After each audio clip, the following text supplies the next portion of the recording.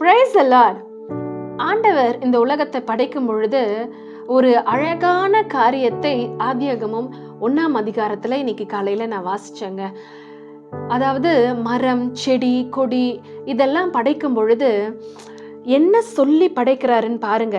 ஆதியாகமம் 1:11 அப்பொழுது தேவன் பூமியானது புல்லையும் விதையையும் பிறப்பிக்கும் பூண்டுகளையும் பூமியின் மேல் தங்களில் தங்கள் விதையுடைய கனிகளை தங்கள் தங்கள் ஜாதியின்படியே கொடுக்கும் கனி விருட்சங்களையும் முளைப்பிக்க கடவது என்றார்.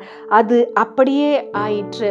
பாருங்க, ஆண்டவர் புல்லு உருவாகட்டும், மரம் உருவாகட்டும், இந்த மரம் உருவாகட்டும் அப்படின்னு சொல்லாம ஸ்பெசிஃபிக்கா ஒரு வார்த்தை யூஸ் பண்றார். என்ன அப்படின்னா, விதையை கொடுக்கக்கூடிய, விதையை பிறப்பிக்கும் பூண்டு, விதையை உடைய கனிகளை தங்கள் தங்கள் ஜாதியின்படியே கொடுக்கும் கனி விருட்சம். அதாவது ஒரு பழம் உண்டாகுது அப்படின்னு சொன்னா அதிலிருந்து விதை உண்டாகணும். ஏன் அப்படின்னா அந்த விதை அதிலிருந்து அடுத்தடுத்து மரம், அதிலிருந்து கனி, திரும்பியும் மரம், அதிலிருந்து கனி உருவாகும் என்பதற்காக ஆண்டவர் படைக்கும் பொழுதே அப்படி ஒரு காரியத்தை படைச்சாருன்னு சொல்லி பார்க்கிறோம்.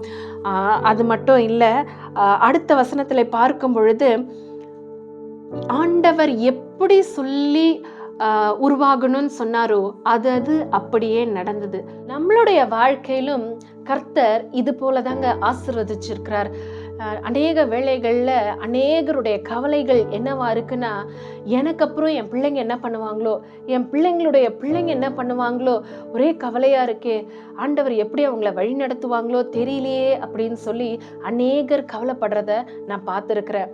பாருங்க, ஒரு மரத்தையே ஆண்டவர் படைக்கும் பொழுது அடுத்தடுத்து அது ஆசீர்வாதமா இருக்கும்படி படைச்சிருக்கிறாரு அப்படின்னு சொன்னா, நமக்கும் கர்த்தர் அதே ஆசீர்வாதத்தை கொடுத்திருக்கிறார். நமக்கு நம்முடைய சந்ததியை கர்த்தர் கொடுத்திருக்கிறார். அடுத்தடுத்து சந்ததியை உருவாகும்படி கொடுத்து நம்மை காட்டிலும் நம்மளுடைய சந்ததியை கர்த்தர் அதிகமாய் ஆசீர்வதிக்கிறார்.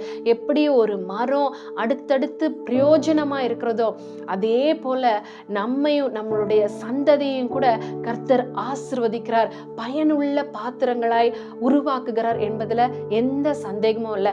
அதனால உங்களுடைய பிள்ளைகளை குறித்தோ பிள்ளைகளுடைய பிள்ளைகளை குறித்தோ கவலைப்படாதீங்க.